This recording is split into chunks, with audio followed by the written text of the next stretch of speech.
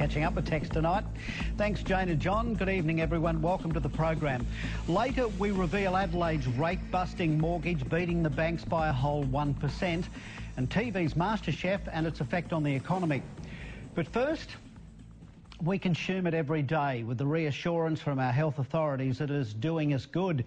The truth is, fluoride is a poison, and adding it to our drinking water is an evolving social experiment started 40 years ago. Now one of the world's top fluoride experts has issued a grim warning about what it could be doing to our health and that of unborn children. Yet as Frank Pengello reports, you'll get a different spin from dentists and health bureaucrats. We consider that as a poison. Why should a poison be in drinking water?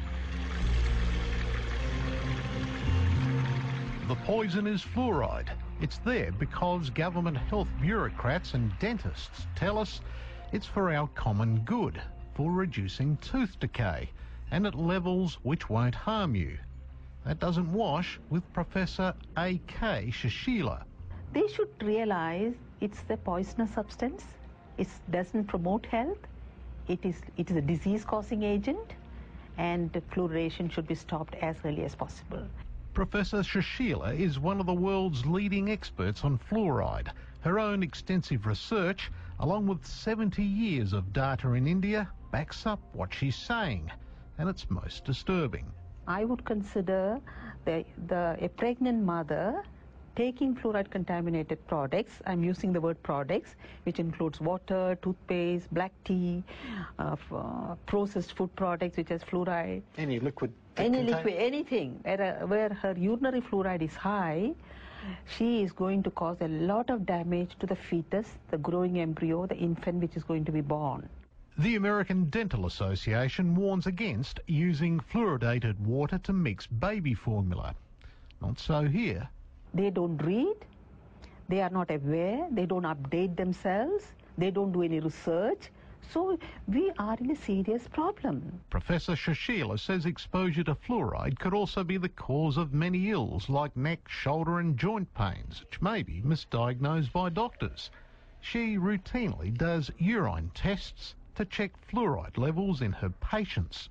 Remove the fluoride ingestion, starting from toothpaste, black tea, fluoridated water, whatever, and you bring down the urinary fluoride to normal limits, the patient recovers. Fluoride is also used as a preservative and also lurks in many products we consume. But apart from toothpaste, it's not listed on labels. So it is coming into one's body through many sources, and you are not aware of it. The fluoride that goes into our drinking water is toxic waste from the production of fertiliser.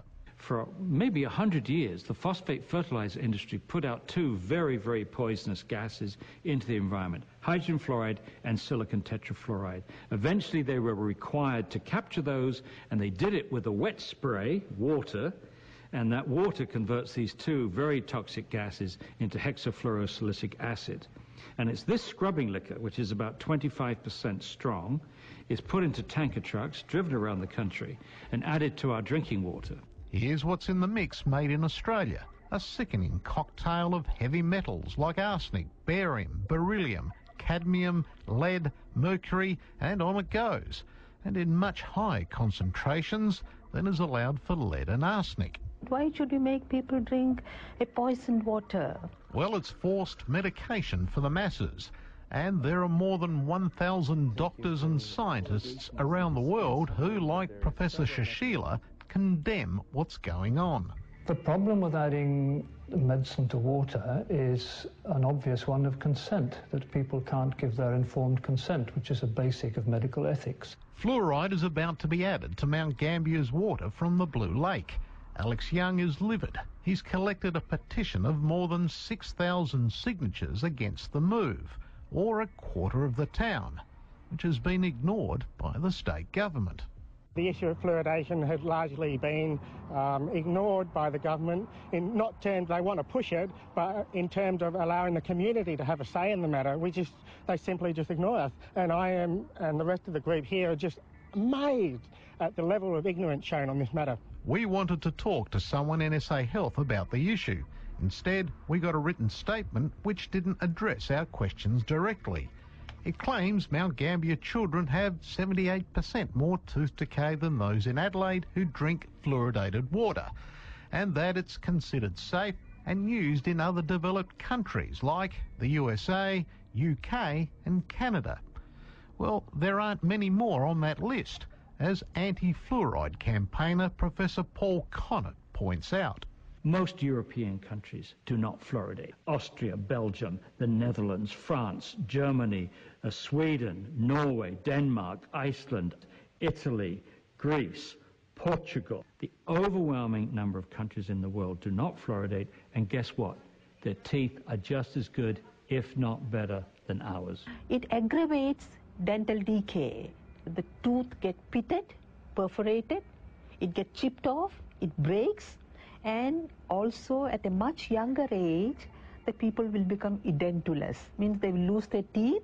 The anti-fluoride movement says while there's ample evidence to support what they're saying, governments still refuse to listen or fund research to study the impact it has on health. The real culprit here is these bureaucrats who are spinning the information before it gets to the decision makers, and that's what's outrageous. We expect, I think, politicians to spin, but we shouldn't expect civil servants to spin. A mistake? Yes, of course.